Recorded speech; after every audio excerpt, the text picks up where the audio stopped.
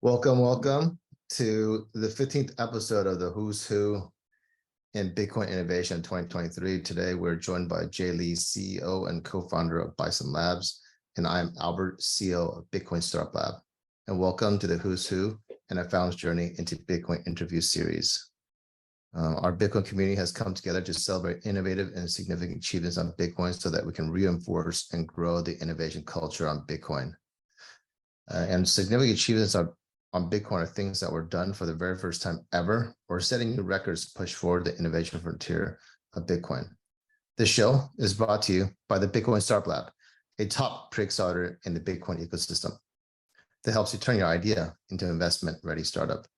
And our media partner, CryptoSlate, a crypto-agnostic media platform that brings the latest happenings on Bitcoin to the rest of the crypto world. And a big thank you, of course, to our teams and all the guest speakers that have come together to make this show possible and accelerate the advent of the Bitcoin economy. And in just a moment here, I'm going to invite Jay Lee up here, CEO of Bison Labs. Hi, Jay, welcome. Hi, Albert. Thank you for having me here. Okay, can you give us like a brief 30-second, 1-minute intro into yourself before we jump into your origin story on how you got to build Bison Labs, the first working ZK-rollup right now on testnet and about to launch with a killer app. Let's take a minute here to introduce yourself. Thanks. And everyone listening on Twitter here, if you could do us a big solid and help retweet this Twitter space so more people can enjoy it. Thank you. Sure, Albert. Thanks. Yeah, I'm Jay Lee, and I'm also the founder of and CEO of Bison Labs. But before Bison Labs, I was co-contributor to StartNet. So from that experience, I know about zero knowledge, and I know about how to build a zero knowledge rollup on Ethereum. And in this February, I met Ordinals. But as many of us, I also met Ordinals some of the issues, like the speed. For example, when I try to sell my BRC20, it takes me nearly an hour, and that's the suffering hour. So I was thinking, oh, wow, this could be improved if we have a zero knowledge rollup on Bitcoin. So I start with a project called BTC Domain. Domain is the most simple smart contract to verify if this sort is correct, and if a zero knowledge rollup could actually running on Bitcoin, and only with Bitcoin. We don't need a sidechain, we don't need a Ethereum to keep it working. And the result is pretty good. The tech is solid, and people love BTC Domain. We make 10 Bitcoin revenue in just 2 months. And I was thinking to create a even bigger marketplace here. Okay. So, okay. Let's start. Let's stop there. We're gonna save your pivot to the bigger marketplace. Sure. For the main event. All right. So everyone here, I see some more people joining us. We're gonna dive into Jay's origin story, and we're hoping that this could. Some people might have a similar origin story, or see patterns here, and that will inspire more people to come build on Bitcoin or even with Bison Labs.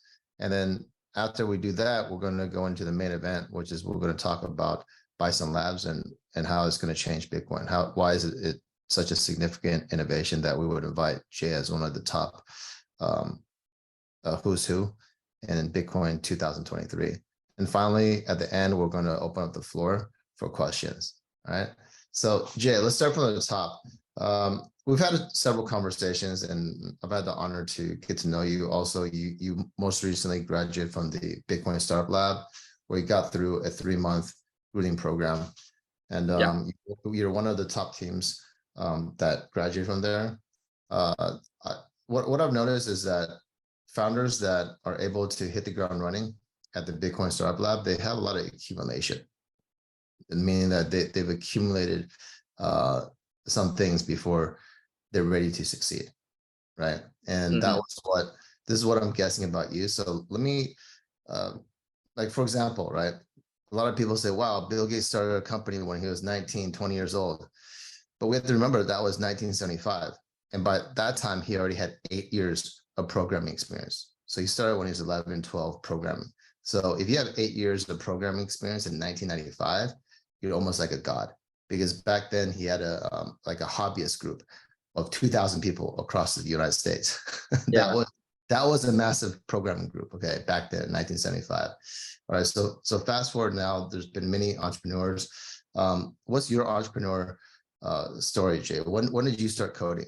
Because I noticed that you're sort of like the Elon Musk type of founder or Bill Gates type of founder, where you're the CEO, but you're also very on top of the technology, and you're also coding the core tech, right? Yeah. So when did you first learn how to code? How old were you? The same age as Bill Gates. I started coding at 12. Excellent. So, yeah, that's that from a very young kid. So and I was curious, was that a competition, or did your parents teach you, or was it school? I'm curious.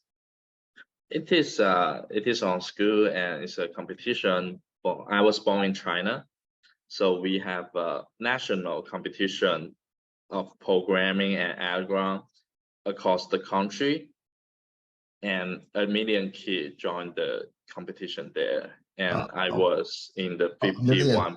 Yeah, 1 million. I was the 51 of the 1 million.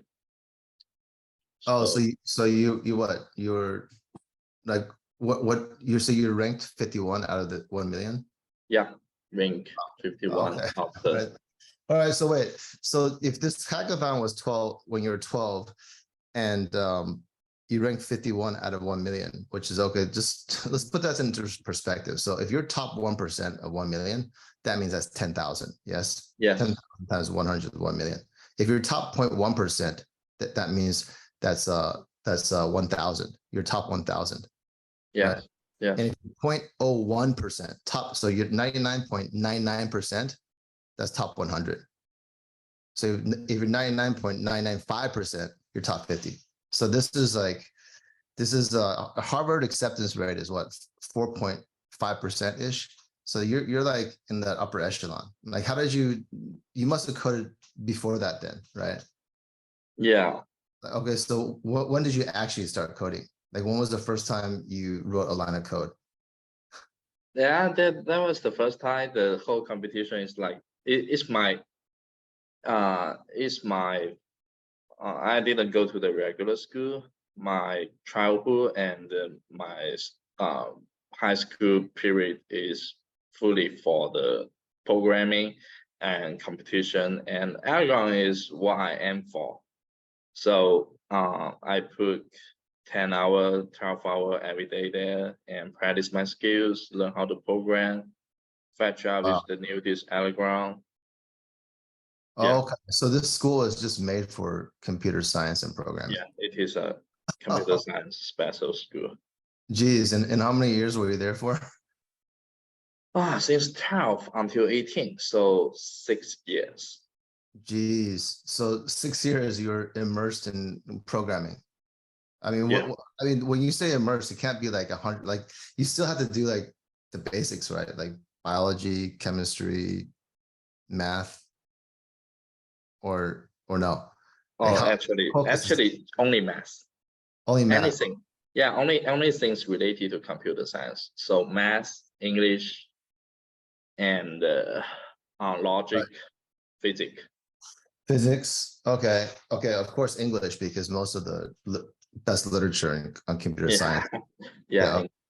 All right. So, okay, geez. So now I get it. Now I'm beginning to get it. This is why when investors or our mentors, when they ask you, or even other people ask you these complicated tech questions, you're able to answer in a very, very simple and easy to understand way. Okay, so you have this foundation from 12 to 18. You're immersed in all things that have to do with computer science, coding, algorithms, math, logic, physics, and of course English, right? Anything that can strengthen your. Okay. So, and then where did you go from 18? I mean, how intense is this? Did you have time to do any side hustles, like do your own business, or was it just school from 12 to 18? Yeah. So actually only school. You're gonna keep focusing on the contest. It's a very high competitive contest, like 1 million people joined us, and Chinese kids are very diligent and focusing. So I gonna focusing on myself until I was Oh, 18.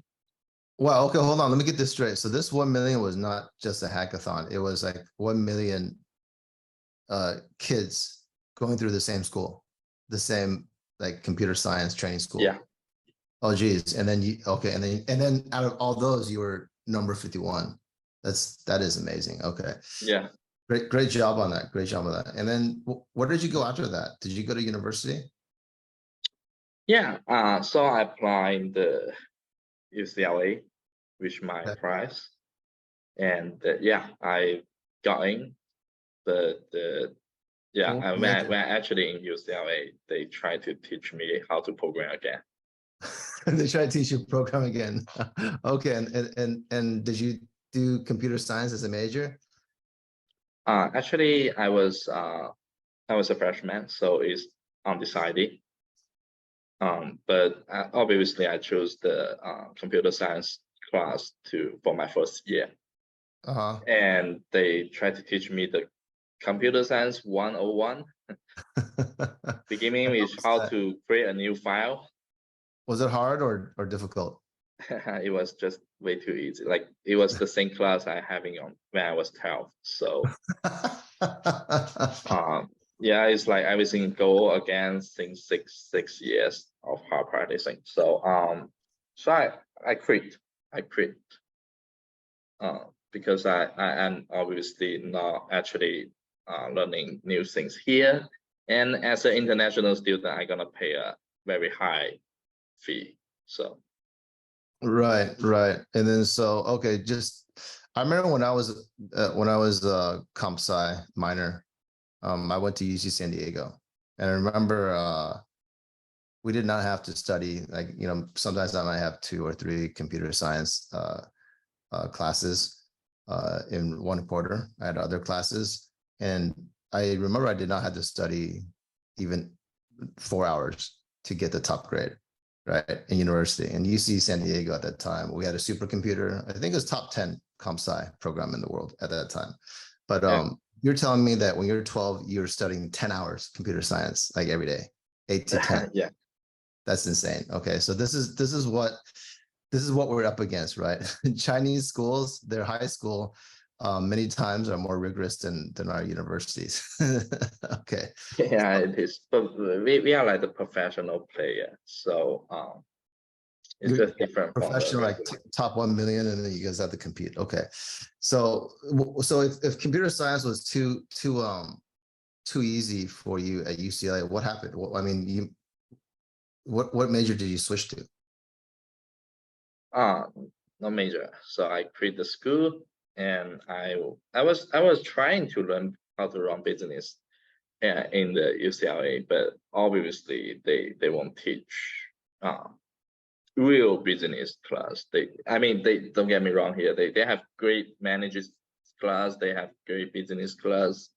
But it's still not that practical. It's just different from what you will actually met Yeah, when no, I you get are it. running in your work.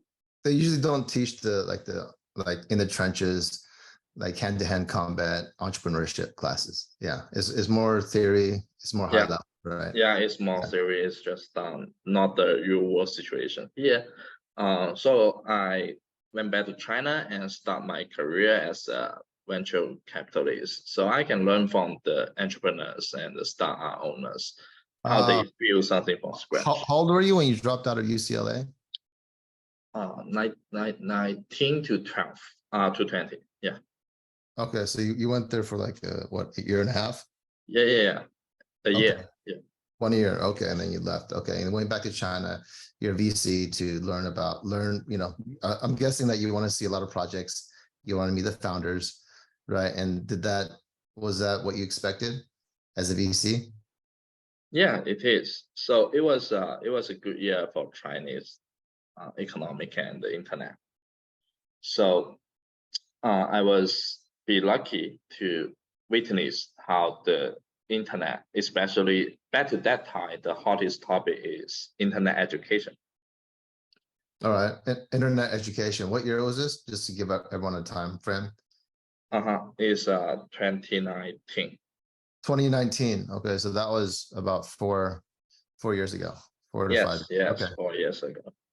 Okay. And the hot topic was education on the internet, right? Yeah, education. Okay. And then what happened from there? So I would be lucky to invest a very, very small company.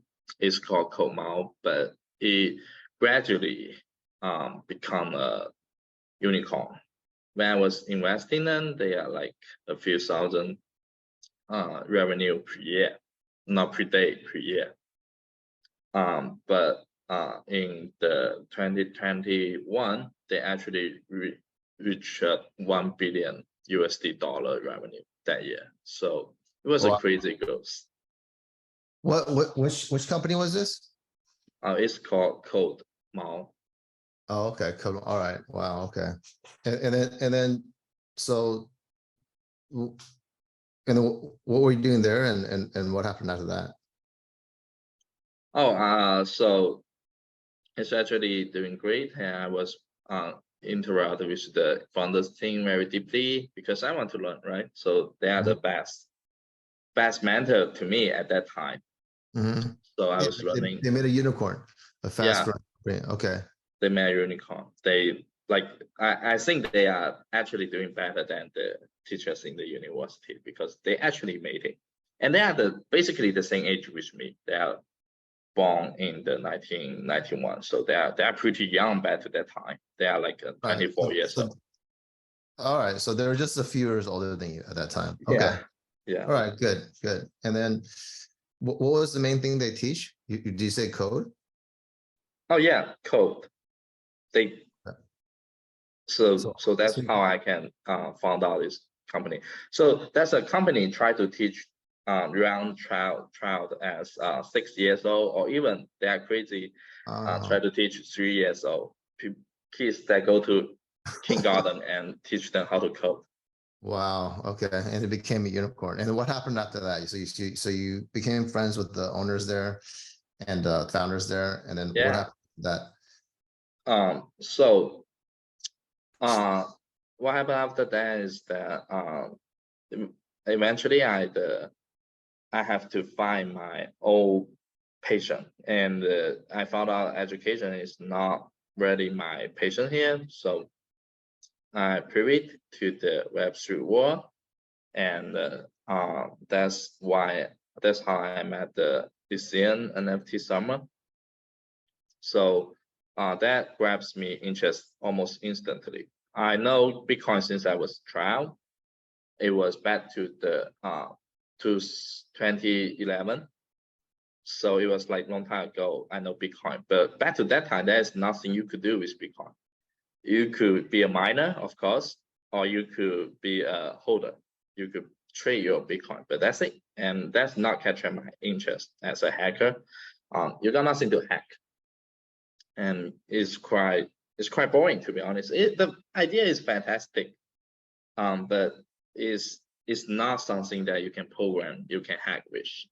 But on the 2021, I met ACN, and that's the idea. That's first time I actually know the idea of a so-called smart blockchain, and it was struck me because it's time when people can actually program in the blockchain, and it keeps a trustless way and it's decentralized, but you can build cool things with Ethereum. So wow, that was a big shocking to me. So I was thinking, oh, if I'm running my own startup, I should run it on blockchain. I should run it. I bet to that time I was thinking Ethereum.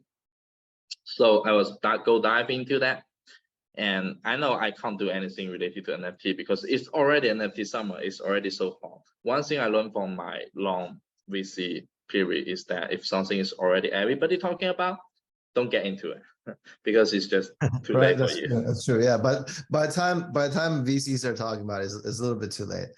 That's why we start at pre-seed stage, right? We're ahead of the curve. We're ahead of the curve. Okay, Yeah. excellent. Right. So And then dive into. Oh, so you dive into this, but I mean, did you start a business, or I mean, when was the first time?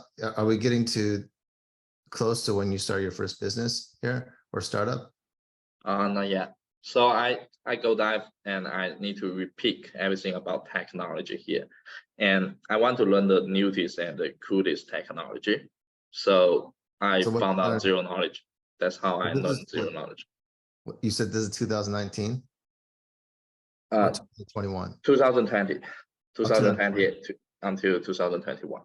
All right. So basically, you found out your passion wasn't in education, wasn't in online education. You went and you searched, and NFT, the NFT boom happened, and you found out about all this new programmability on the blockchain. Before, to recap, guys, for listeners, Jay had found out about Bitcoin, what you said 2011-ish, and at that time there wasn't this kind of programmability, right?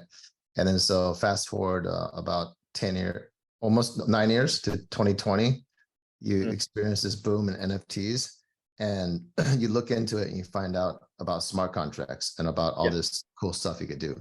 And then at that time, you made a decision, okay, I have to update my knowledge, right? Yeah. So at that time, you look for the bleeding edge technology. And at that time, is ZK, right? And then who was making ZK back then? The same player you know this day. So who did you learn from? Like, how did you learn ZK at that time? So I read a paper of it.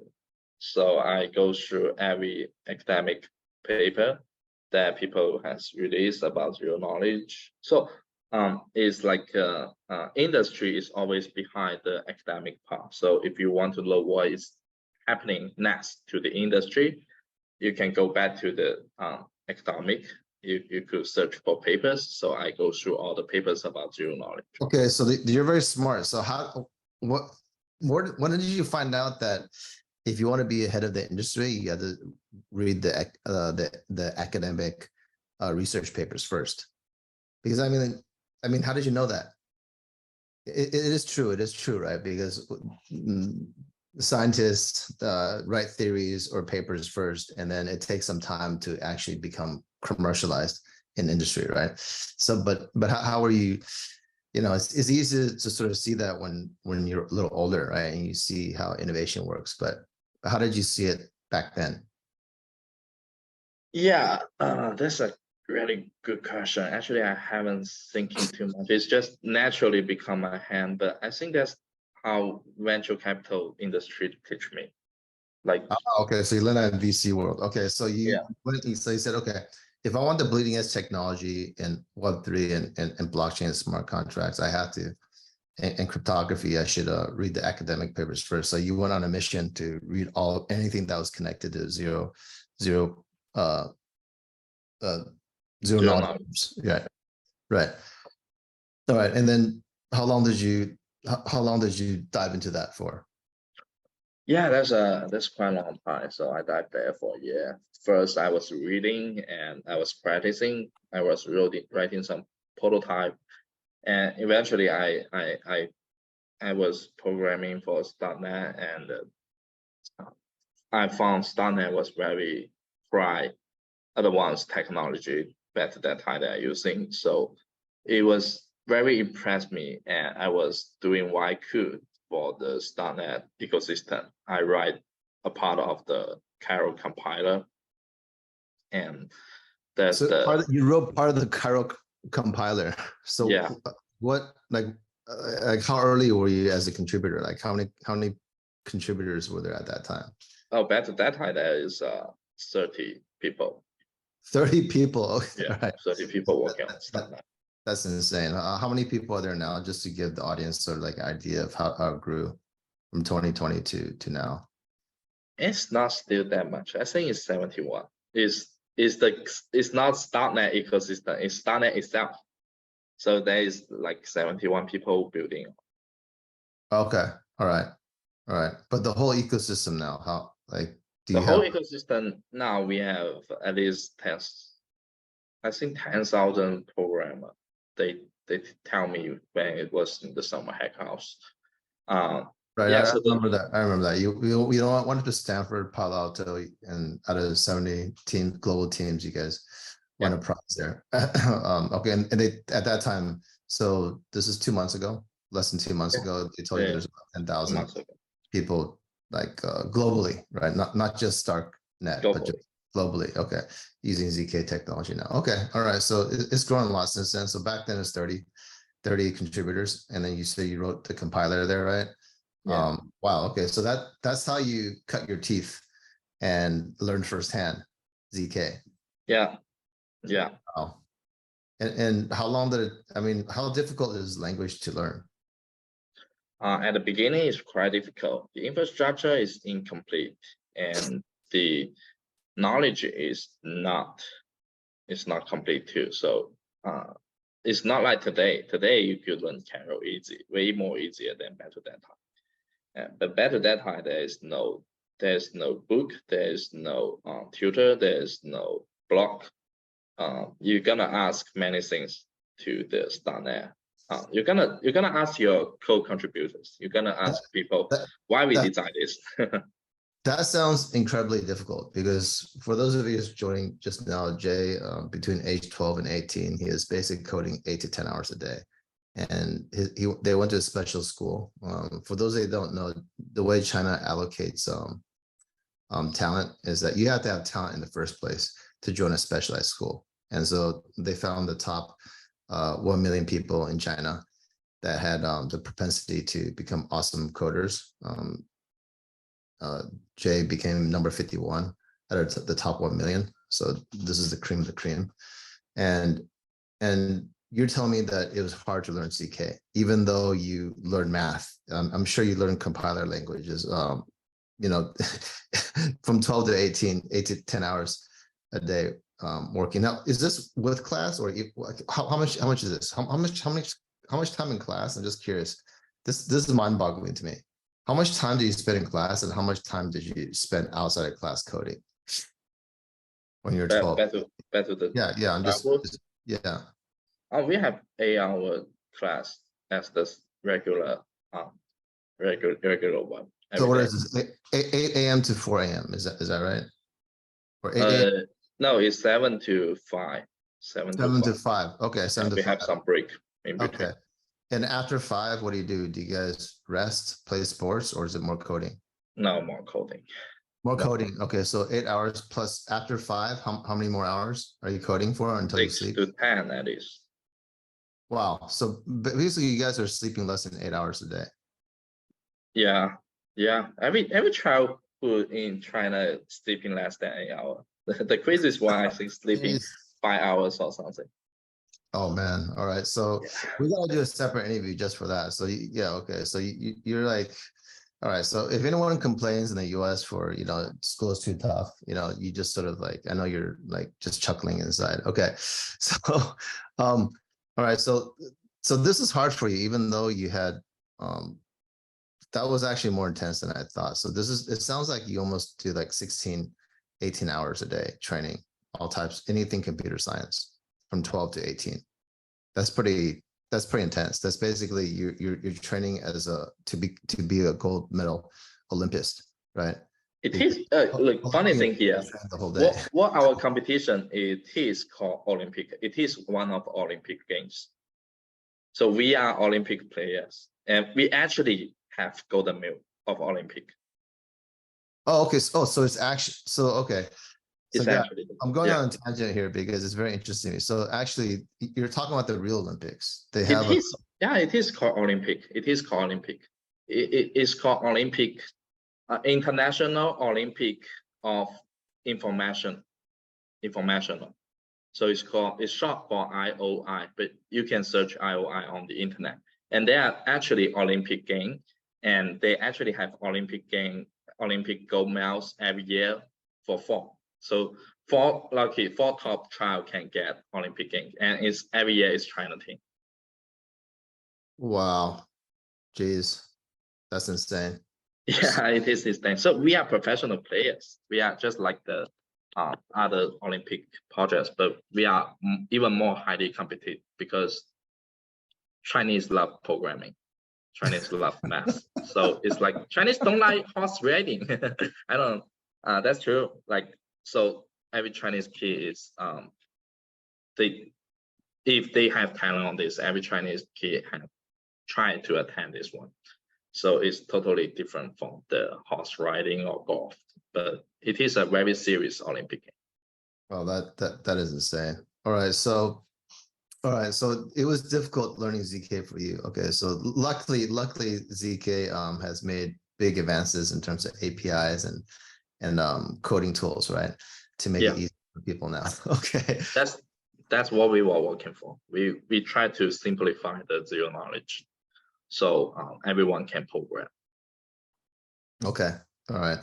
Excellent. So you did a deep dive into ZK. You became the first 30 contributor at StarkNet, and then did you start your first business then? Like when did you start your first business?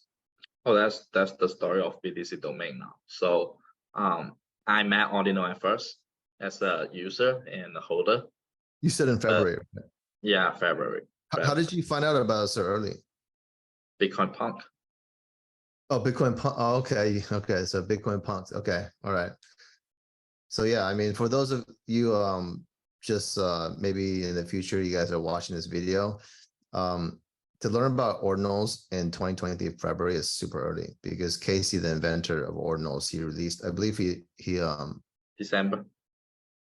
in December, but didn't he mint the first inscription on January 20th?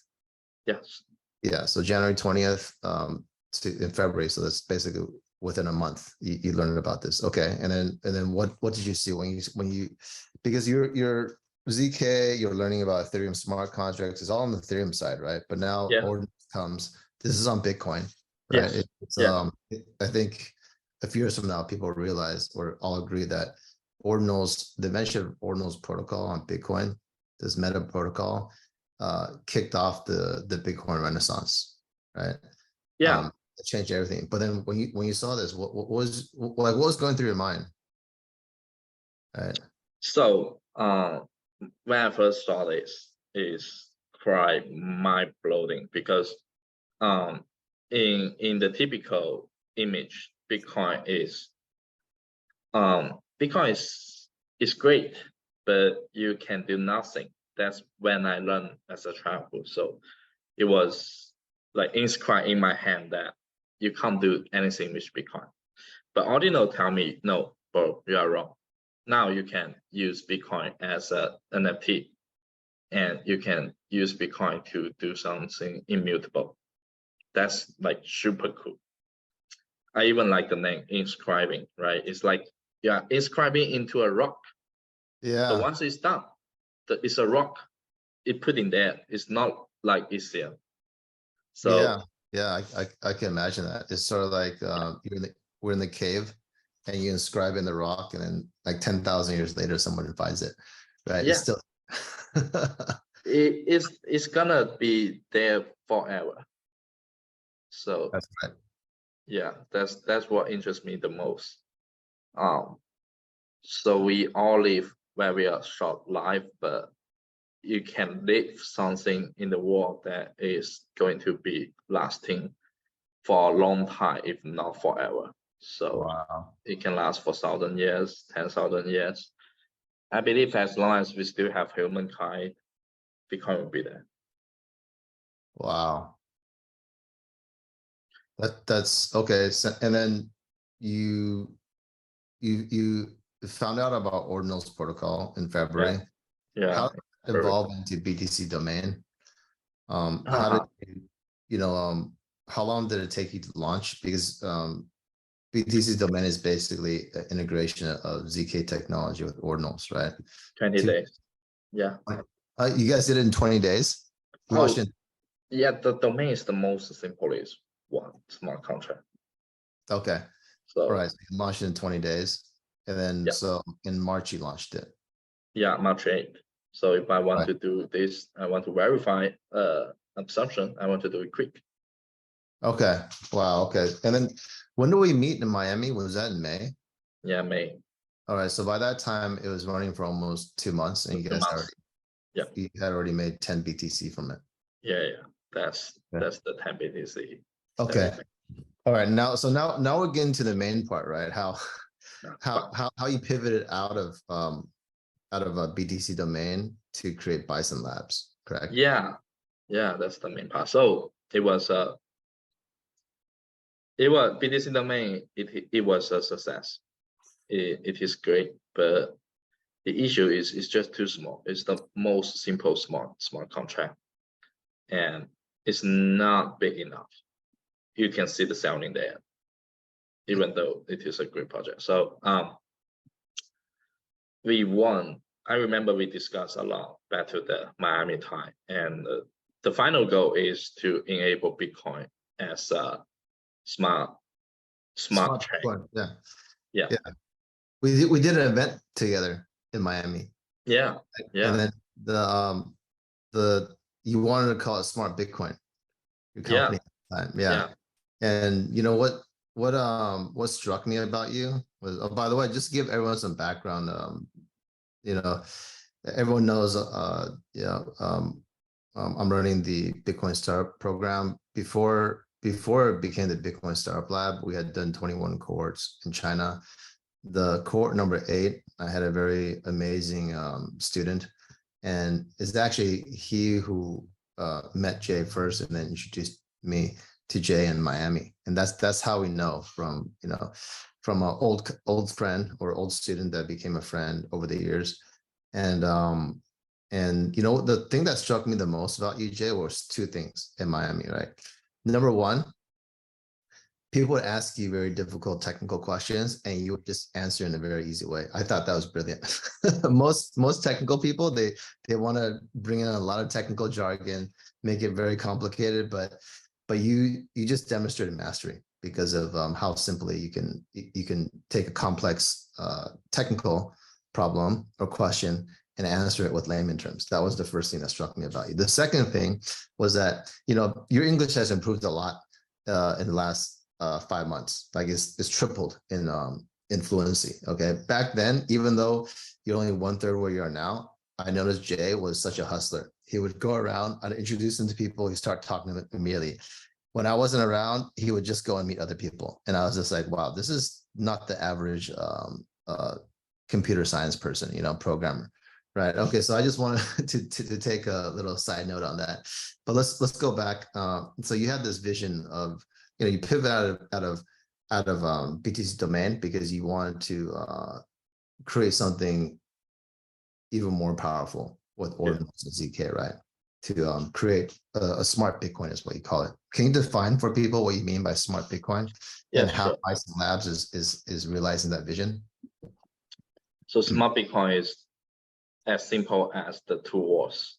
So smart means you have smart contract on Bitcoin. It is just the same as Ethereum and Starnet does. So you could perform DeFi things like lending, swapping, exchanging, future options.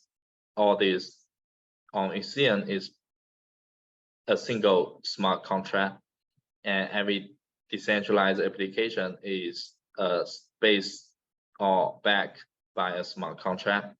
And that's what we lack for Bitcoin for now. We don't have smart contract on Bitcoin directly. So that's also Ethereum sees that opportunity and create the big Ethereum war based on this killer feature.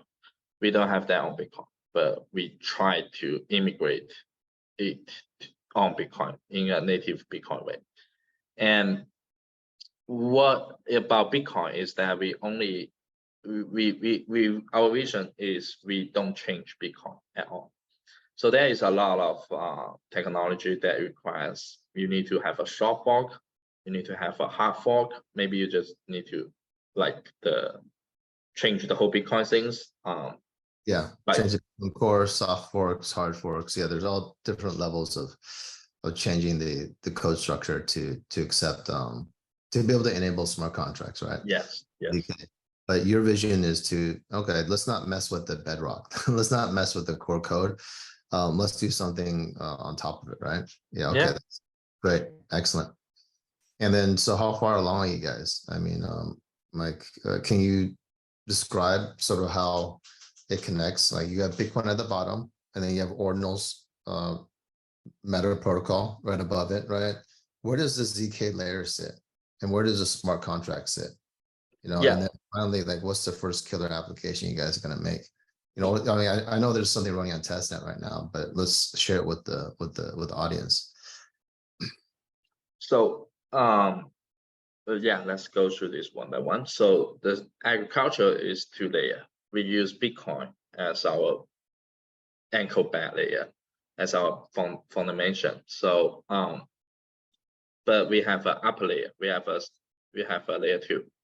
And on this layer 2, we have smart contract, we have a zero knowledge virtual machine, and we have anything that is needed to supporting any application, just like Starnet. So we have sequencer, we have virtual machine, we have prover. And after all this calculation, after all this execution layer, you will have generating some zero knowledge proof and a state. And we will inscribe back to Bitcoin as an ordinal execution. So it's there forever. Everyone can fetch it. And the biggest challenge for us is that we don't have a smart contract to verify it. Startnet has a smart contract deployed on ECN, and every certain time they will verify all the proof for the Startnet. So it's secure. It makes the security level, but we don't have that on Bitcoin. So our solution is called sovereign step. It means that every user actually fetch the state and the ZK proof to their phone end, and they verify it for themselves. All right, that's brilliant. So by moving into the user side, we don't have to change the core code for Bitcoin. Sure. Okay. So from the user side, we are building our first killer application as a swap. So you can bridge in assets, and you can swap on layer 2 in just 1 second. Yeah, I remember the first time we do the ordinal exchange is gonna take an hour, but now we reduce the time to 1 second, and we reduce the gas fee from a couple of dollars, maybe 1, maybe 4. It depends on the Bitcoin fee rate, and we have reduced it to very less than around penny. So it is a 100%, 100 times value proposition here for users. Wow. So from dollars to cents, basically. Yeah. In terms of transaction fees. Okay, that's insane. So the way that works is that it's processed at the ZK layer, right? And then it's processed in the ZK layer. Yeah. So you can have many transactions, and then the sequencer bundles several transactions and then stores it onto Bitcoin. Yes. Okay. So in that sense, it has Bitcoin finality in the sense that it's leveraging Bitcoin's immutable database property. Yes, it is. Okay.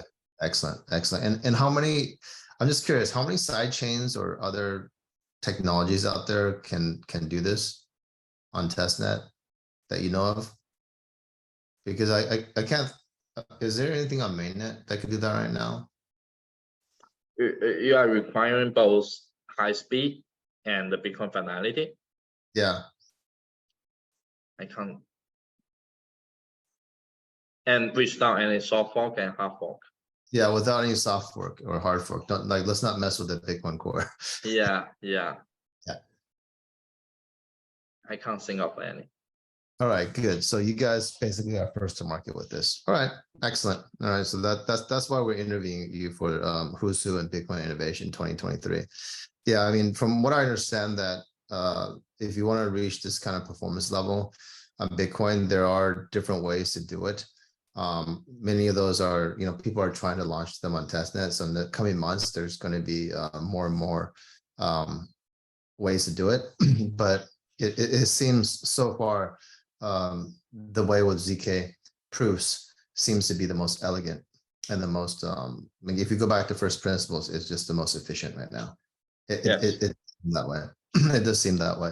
But like we never know with innovation, but at least up to date, it's excellent. So you guys can create this AMM, which you can swap different assets, BRC20, in the future Rune, if Rune comes out, right? Yeah. Pipe, etc. All right. So this is I think this is really interesting because up to date, a lot of companies on Bitcoin, they try to do something that copies Ethereum, right? But so far it doesn't work because Ethereum just has way higher efficiency on many things. But now, for the first time ever, we have something that might rival the efficiency on Ethereum. But even if it doesn't, I'd like to point out that Jay did a really great job finding things that are Bitcoin native. So if you want to do it on Ethereum, you just can't do it. Well, it's very, very difficult, right? If you want to do AMM with BRC20 or do AMM with Pipe or Rune, right? This is really incredible. How did you find out that you wanted to start with this project? There's so many different things to choose from. Why did you guys start with this project to improve your platform? And by the way, to the audience, you guys can start raising your hands because we're going to get into the Q&A session here real quick. We're going to wrap this part up in about 5 minutes. Go ahead, Jay. So it is the why ANN is because that's my personal pain point, and I do research about the pain point that people are facing when they are interacting with the Bitcoin wars, and that's the most common one. Actually, 90% people complain about speed. User, it's just too complicated. Like 32% even can't finish selling their BRC20. So it is a very, very common people. Okay, I remember you you and your team, you guys interviewed like 71 users, right? Yeah. I found out that 33% of people just gave up on selling BRC20 because it's so complicated. And the ones that finished, they complained about the speed. It was like over 1 hour, right? And then, so now you guys create a new system where we try to solve that. Yeah, it's almost 100% that you can exchange it for, right? And instead of hours, you reduce it down to like 1 second. Now that's definitely a massive improvement. And you guys reduced the transaction fee from dollars to cents. That's amazing. So speed and cost, you've you should almost like maybe charge the same amount of transaction fee for it, but keep it the just give them the speed increase. But I guess you're doing a social service, so you give them the speed increase, which is a few thousand x speed, and you're giving them a 100x efficiency on the transaction fees. Okay, so that you're definitely thinking long term about this. That's great. Now I'm actually very curious. If we take a step back, like this ZK on Bitcoin versus ZK on Ethereum, which one is more efficient, or is there any difference? No, there's no difference. There's no difference. The ZK on Ethereum and the ZK on Bitcoin, they works the same algorithm, and the upper layer, like the actual when you execute your transactions, is just the same. It's very similar program, so there is not a significant differences between the on Bitcoin on Ethereum.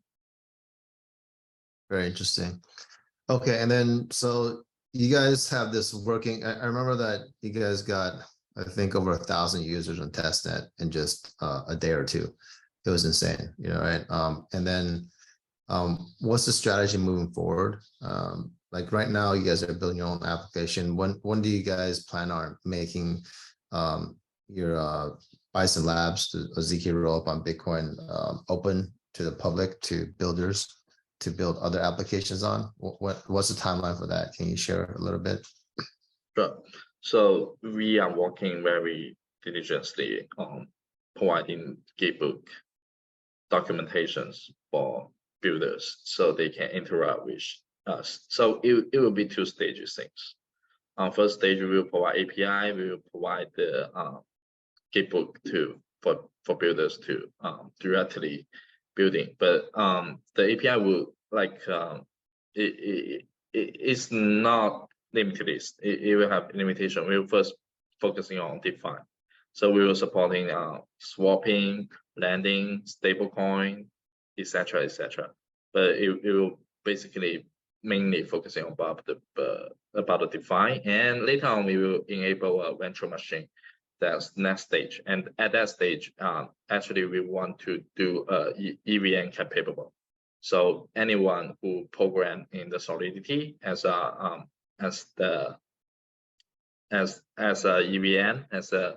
EVM program, they can shamelessly immigrate to Bison, and it means that it's also running on Bitcoin. So, oh Jesus, I mean, okay, first of all, there's 2 things I'm thinking about. All right, first of all, if you guys are doing anything with stablecoin, you guys want to consider building up Bison Labs. The second thing, if you guys are doing lending, borrowing, reach out to Jay and his team. If you're doing DeFi in general, reach out to Jay and his team if you want to investigate and research if your DeFi would be better run on a ZK-rollup on Bitcoin, and then you store it with Bitcoin finality, right? So that's one thing.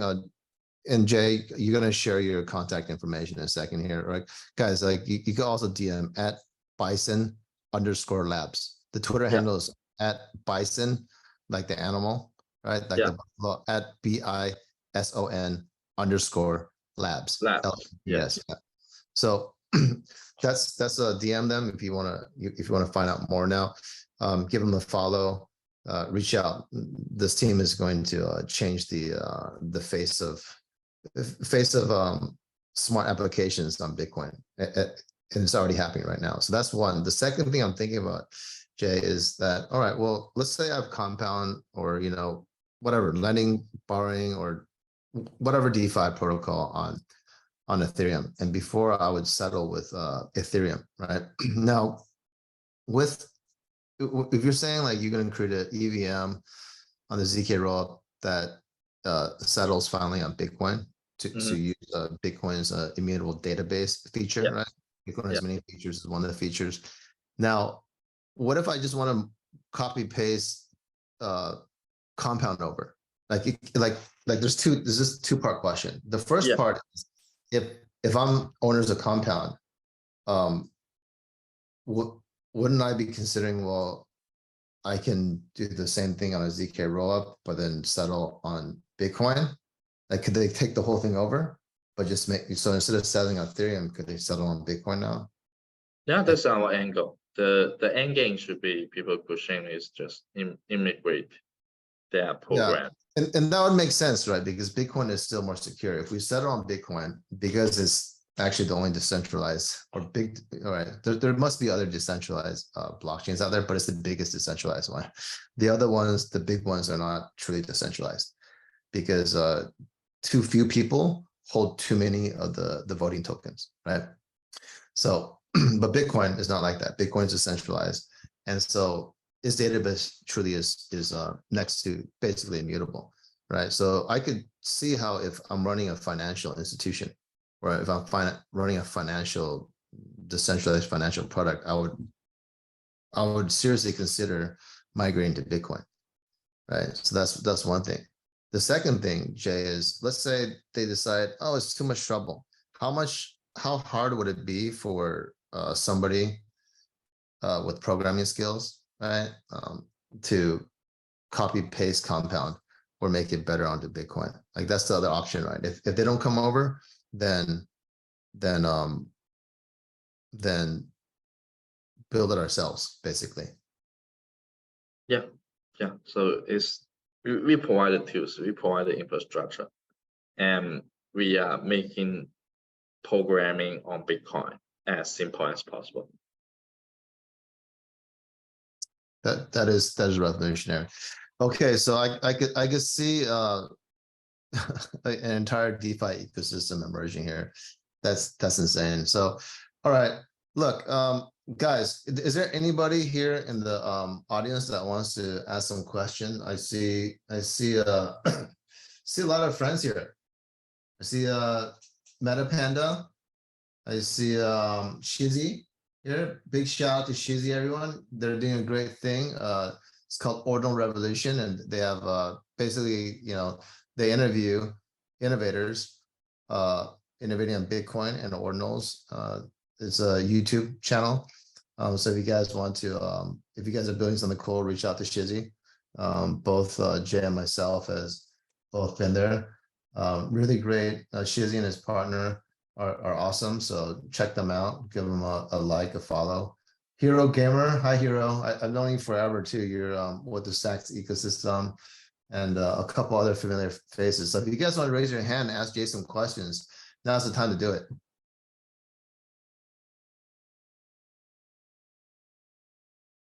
Okay, so while they're thinking about their questions, I should ask, do you have any alpha to announce? It's October 10th today. When is when is the first killer app going to be launching live on mainnet? You have a few things brewing on testnet right now. Like what do you think is going to be first? Can you share that? If you can't share it, it's fine. You can just say you can't share it. Yeah. You want to keep it a secret. Yeah, it's still a secret. It's still a secret. Okay. All right. Good. All right. Can you share with us roughly the date it's going to launch? Yeah. So it's definitely by this year. We will launch by this year. Okay. Yeah. So it's still a secret. So yeah, that's why I can share. Okay, that's fine. It's fine. All right. So hopefully we get some we get some alpha early on. Now, sure. Okay, here we go. Hero here has raised his hand. Let's bring on Hero here. So while he's connecting, all right, Hero, welcome. Hey Albert, Hey, good to hear your voice. Yeah. Thank you for everything you're doing in the Bitcoin ecosystem. Oh, thank you too. Like I think I remember when you first came, and it was really kind of interesting. Like it's just like you just came, and then you just like in 1 year you just like made this whole hub from zero, right? Right. I mean, I had help. Like you did give me like some good advice, and a lot of people from Stacks helped, and then and then slowly but surely other people from other ecosystems started helping. So we had help. We had a lot of help. The Bitcoin ecosystem is very vibrant and very helpful. So I can't take all the credit. Like a founder yourself, almost like you are like teaching those students, but people can take that. It depends how people use their help. Some people may not fully utilize it, but you just used everything, and then you turned something from 0 to like 100. Thank you. Yes, and you're one of the few people who can say that from firsthand experience, right? A lot of people are just joining the Bitcoin ecosystem now. They don't know the struggle that we all had to go through, right? Yeah. So you're one of the OGs now. Thank you for that, Hero. Do you have a question for Jay? Yeah, definitely. I don't know if you touched this before, but yesterday, the Bit VM came out. And I wonder, do you have any thoughts, and how does it make your ZK solution even better, or how does it impact you and the rest of the Bitcoin ecosystem or layer 2s? Thank you, Hero. You are my hero for asking that question. I was actually going to ask that question first, but you read my mind. So Jay, so if I understand correctly, actually, I think I know Robin through you, Jay, right? You introduced me to Robin. Robin came to speak at our previous cohort, but I met Robin through Jay in Miami. Yeah, so I think you guys have some history together, right? You guys are friends. So how does this affect things? you know? Yeah. So Robert Ellis is a good friend for me, and also we work together with many things around the stock and Bitcoin. So ZeroThink is a very good program that we can take. We can learn from, and we can actually integrate with. So I do see the Bitmap VM released yesterday. It was a project that we have discussed a lot. So there's chance that we can actually test it out and integrate with the Bitmap, so we can improve Bison's technology and speed up the whole procedure there. So that's a very good news to hear about, and I believe BVM is it is a great step for the Bitcoin ecosystem and the ZK layer 2, and BVM is a very good infrastructure. Maybe we can take some part into Bison network. So let me just to follow up on Hero's Sure. question. Hero, I'm sure Hero has some follow-up questions. So we're talking about EVM and BitVM. So one, I'm guessing, is Ethereum virtual machine, and the other one is Bitcoin virtual machine, right? You said that you guys are going to launch the EVM, the Ethereum virtual machine now. Now with the Bitcoin virtual machine, it means like what, you guys are running 2 virtual machines now? Yeah. So what does that mean exactly? It means it's a recursive way, and okay, even not consider BitVM, we are not actually directly running EVM on Bitcoin. It's too hard, and we are stack-based program, so we are actually running a caravan. So okay, the idea is we are running a EVM inside of a caravan. Oh, okay. So it's like a recursive way. So we are working with Kakaro. Kakaro is bringing EVM into the startnets. The technology and the most standard is pretty similar from Bison to startnet, so we can immigrate Kakaro to Bison too. So it's a VM inside of a VM. Okay, excellent. Hero, do you have and so VM within a VM, but then what about the Bit VM? Like how does that, is it also within that, or is it another? BVM could be replacement for the Carol VM, so it would be even easier and more efficiency to integrate with Bitcoin, because BVM already modified something for the Bitcoin application. So it is a good tech, and it is a very nice infrastructure that maybe we can seek support for, and maybe we can integrate with Bison. Interesting. Hero, do you have a follow-up question? Yeah, I've got like a couple of Go for it. So do you think the main is layer 1 or layer 2s? That's the first question. And the second is, you know, I think I read a bit about this, and it says like the limitation is like 2 parties, something like that.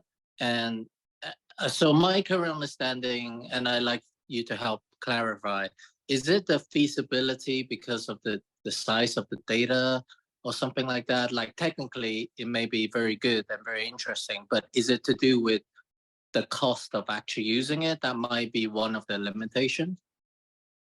Okay, so that's actually 2 different questions. Yeah. I don't understand that technical side. Yeah, if you can help clarify. Sure. So I will begin with the second one. So the limitation of the block size is definitely it's a very key issue we want to solve, and that's also why I personally love stock on the Bitcoin rather than Snack. And with stock, we could have a relatively fixed proof size. We don't need to do the trust setup things. So basically the proof size is 100 KB. So it is very acceptable for Bitcoin, considering Bitcoin have 4 MB size every block. 100 KB is possible to inscribe in every block. But obviously we can't do more than 40 blocks in one block. So that's also a limitation here. We are working hard to solve that. One solution is we even compress that again. We could leverage what we are also working with Babylon. And so I guess when Jay says Babylon, that's the company that the professors David from Stanford has created. We are exploring scaling middle layer between the Bison and the Bitcoin itself, so we can even improve the security level even more. But for now, as the if we keep 40, let's say if we keep 10 blocks inside of one block, it means that every minute Bison can have a block on the layer 1 and go back. So it is acceptable. And the price is also a consideration. So we are trying to implement auto adjustment in ankle back system. So if a lot of users are doing transactions, we will inscribe more frequently. But if not so much people are using at this specific time, we are inscribe more lazily, so we can save gas. Does that help? Yeah. Hiro, how's that? Like, feel free to ask the follow-up question.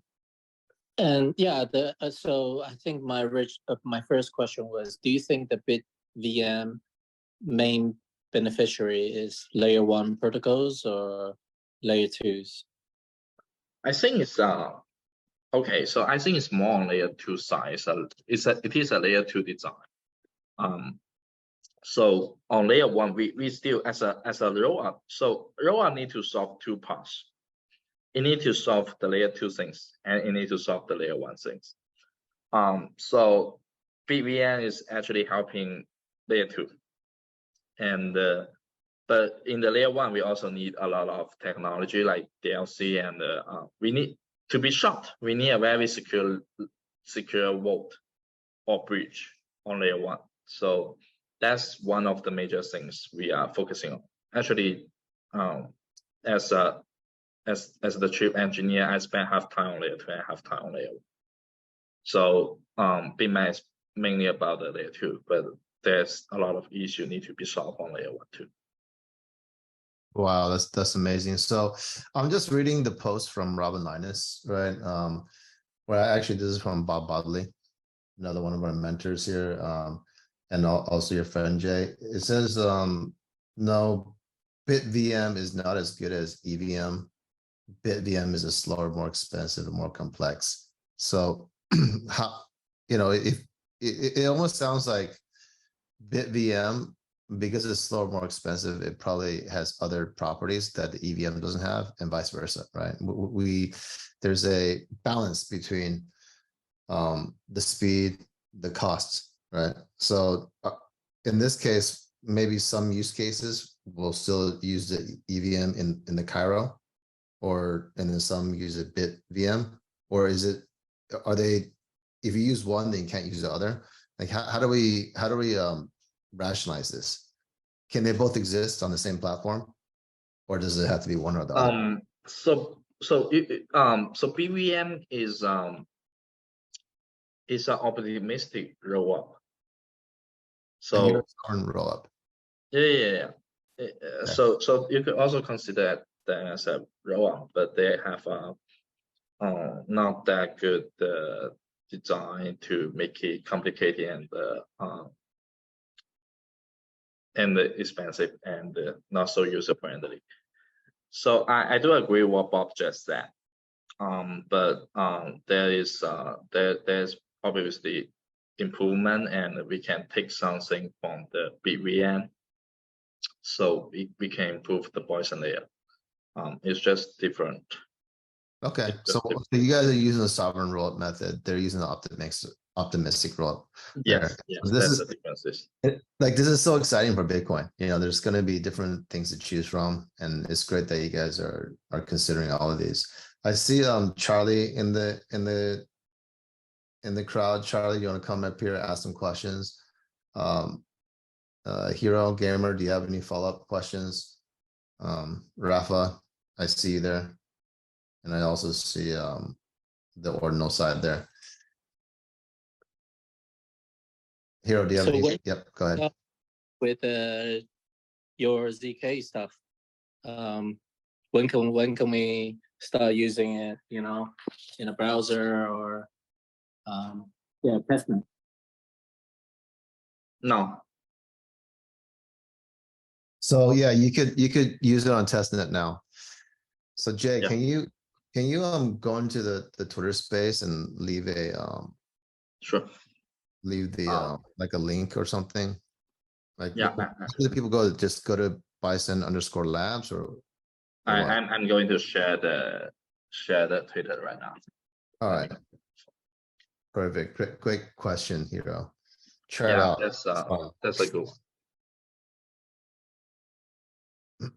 And then once they go to testnet, you guys give them some like free testnet Bitcoin or something, right? And like the Sure. Yeah, that's the it's a testnet. So I just shared on the Twitter space, and people can reach out to our testnet via this.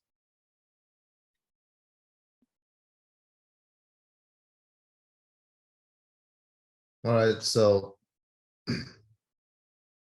great questions, Hero. I see Rafa here. Rafa is also a good friend here, also graduating. He's also your peer. Yeah. Okay, graduating from the Bitcoin Startup Lab summer cohort. Rafa, do you have what's your question? Absolutely. Thank you, Albert.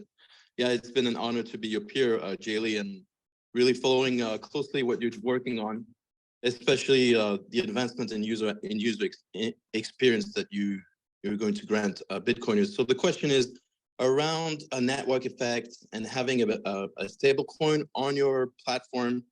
How do you see this unfold?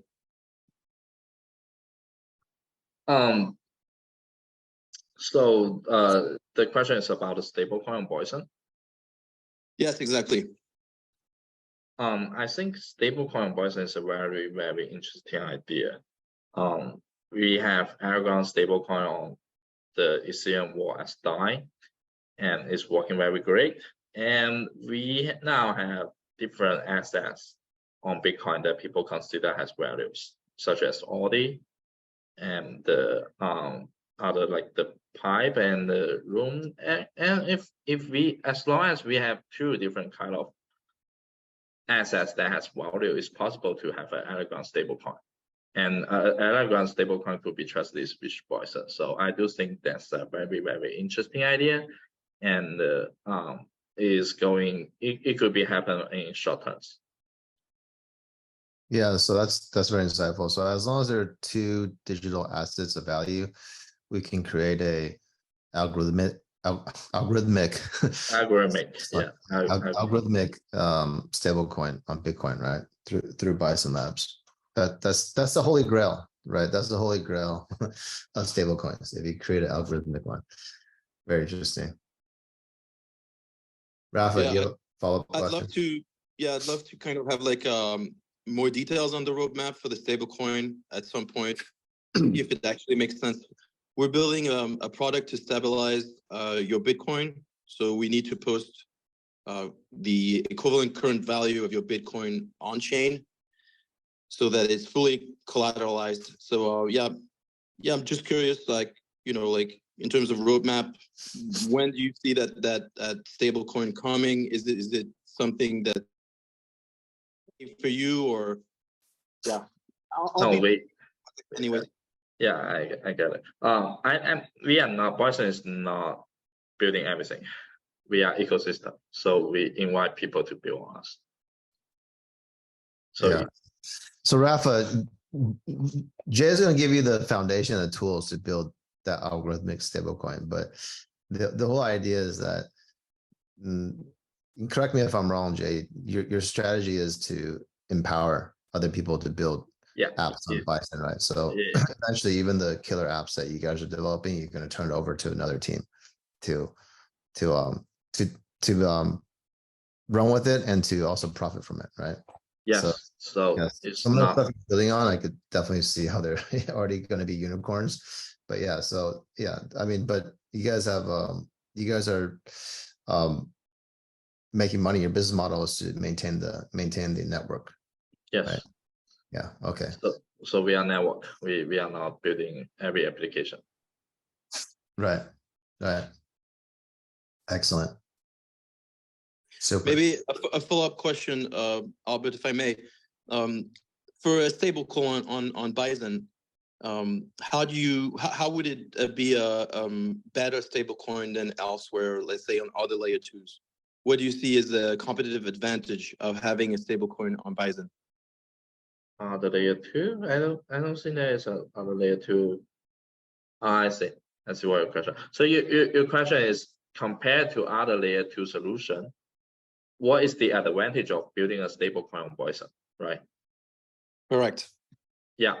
So compared to other two, first of all, we are easier to build. We can customize and we can provide specific API for any builders. And the second is that our user experience is way better than for now other layer two. And to be most honest, most layer two today is not truly having a Bitcoin finality. And I guess we are the pretty much the first one that actually have the Bitcoin finality layer two, but also at the same time allow you to build applications. So that's our advantage here. We are truly Bitcoin based.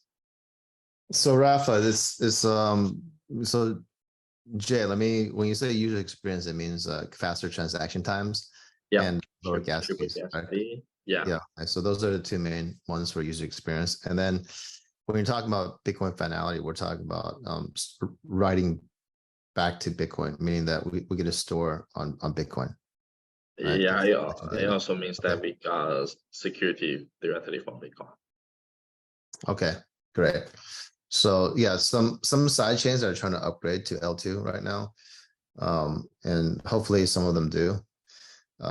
We definitely want encourage innovation, right, on all different angles. It does seem that if you guys launch in the next month, Jay, you guys may be the very first one with that Bitcoin finality in the ecosystem. So that's pretty insane to think about it, considering that I remember you guys came into the Bitcoin Startup Lab and you guys were still exploring different options, right? And you guys didn't even decide on doing this until what, like the third or fourth week, right? Yeah. Which is basically beginning of August. So being August and now this is amazing. But of course, guys, don't get me wrong. Jay had already innovated the first ZK-rollup on Ordinals, right, through his first project that made revenue. So there was a foundation there, definitely a foundation. But it also underscores, how fast things can move if you put your mind to it, right? If you had the knowledge accumulation prior to this. Rafa, do you have any follow-up questions? Yeah, I guess at this point, Jelly, I'd love to take this offline, and I'll reach out to you in your DMs and talk about this what I'm doing and how it fits into the. Sure. Yep. Let's talk. I think I can take one more questions if that is it. Yeah, we're on time, guys. So if anyone wants to, if there are no more questions, we can also end it here. So again, guys, are there any questions? If not, let's call it a day, take it offline, give Jaylee a follow, right? DM him if you're a builder or DM me. Yeah, because it's on testnet, right around the corner. It's going to be on mainnet. And again, if it goes on to mainnet, it's going to be the first working ZK rollup on Bitcoin, right? Leveraging Bitcoin finality, smart contracts on Bitcoin. Their first stand is to enable the next generation of DeFi on Bitcoin, right? And they're starting with some Bitcoin native assets, algorithmic stablecoin, right, on Bitcoin is also something they're supporting. And so reach out to Jay, guys. This is the CEO and co-founder of of Bison Labs. And this show is brought to you by Crypto Slate. They're a media partner. They're bringing Bitcoin news to the rest of the crypto world. And of course, by Bitcoin Startup Lab. We are the top pre-accelerator on Bitcoin that helps you turn your ideas into investment-ready startups. In fact, our previous cohort that got into every single team that was able to graduate from the Bitcoin Startup Lab from our first cohort and make it into accelerator, all of them have successfully raised funds, right? Versus if you just go directly to accelerator, maybe the hit rate is 50%. So Yeah. our program is Super you know, like the first, it's a foundation. It's a foundation for everything. Yeah. Go ahead, Jay. Yeah. So Yeah. my ending is that Bitcoin Startup Lab is I think it's the best pre-accelerator. Yeah, so it is, especially when you try to have a startup on Bitcoin, it is very, very great experience. And if you want to really build a startup, join the Bitcoin Startup Labs. Thank you. Thank you for that, Jay. If I can piggyback on this, this is verifiable. You can look up the startup that went through the BSL and then through the accelerator and how they compare to the other ones that only went through the accelerator. So I highly recommend any founder who's serious to go through the BSL first. Thank you, Rafa. Thank you, Jay. Fully agree with Rafa. All right. So unfortunately, I can't pay you guys for that endorsement. Otherwise, it would be a paid endorsement, and that wouldn't be real. Okay. Thank you. Thank you, Jay, for sharing your innovation with us. And we're looking forward to a lot of collaboration, right? This is great. And I think because you guys are launching this, Jay, I think it's also going to accelerate a lot of innovation on other side chains. And I'm looking forward to everyone working together. Thanks again for your innovation. And that is a wrap.